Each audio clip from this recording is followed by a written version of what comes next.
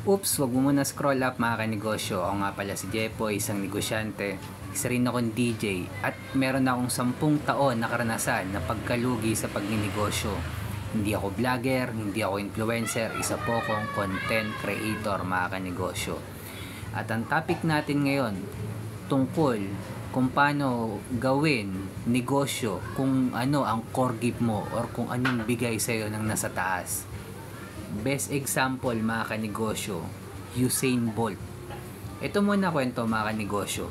Way back 2015 nung nag-start ako magnegosyo ng sari-sari store. Naitayo ko yung sari-sari store ko kung saan ako graduate ng marketing management, which is sa TIP Cubao, Technological Institute of the Philippines.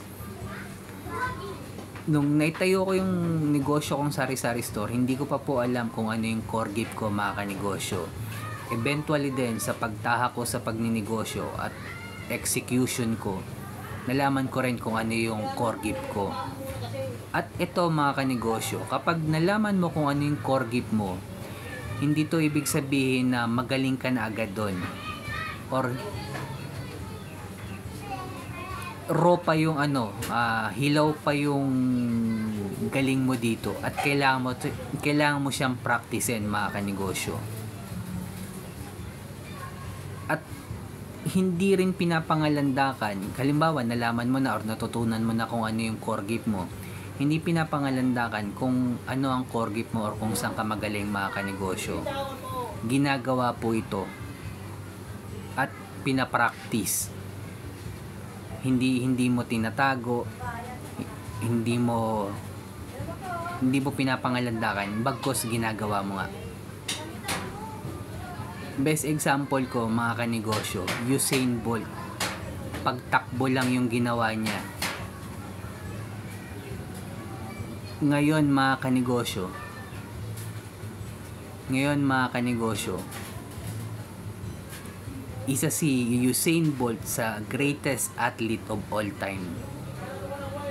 Dahil lang sa pagtakbo, naging number 1 siya dito.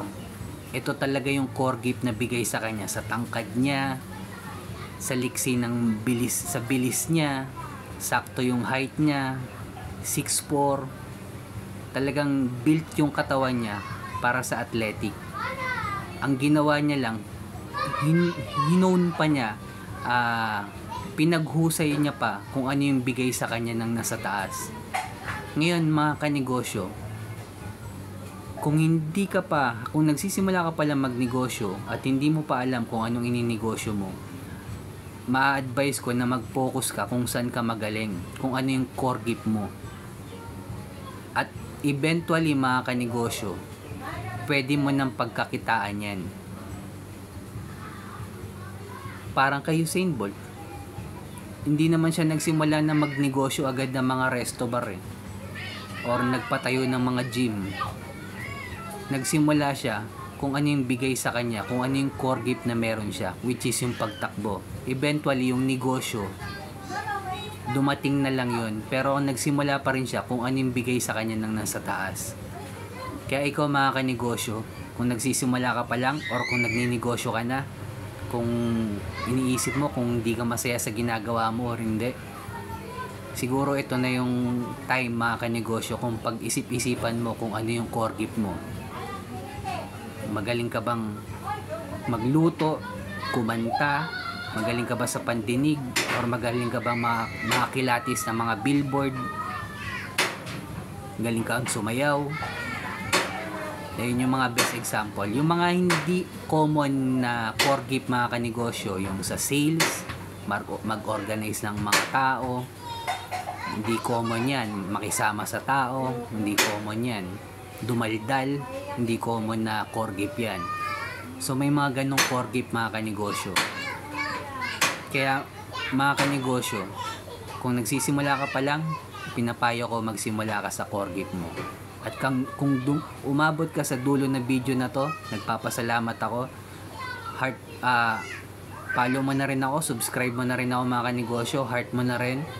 Comment ka lang din kung may mga tanong ka. Ingat tayong lahat mga kanegosyo. Kung dumadaan tayo sa pagsubok at struggle ngayon, huwag natin kalimutan mag-pray. Peace.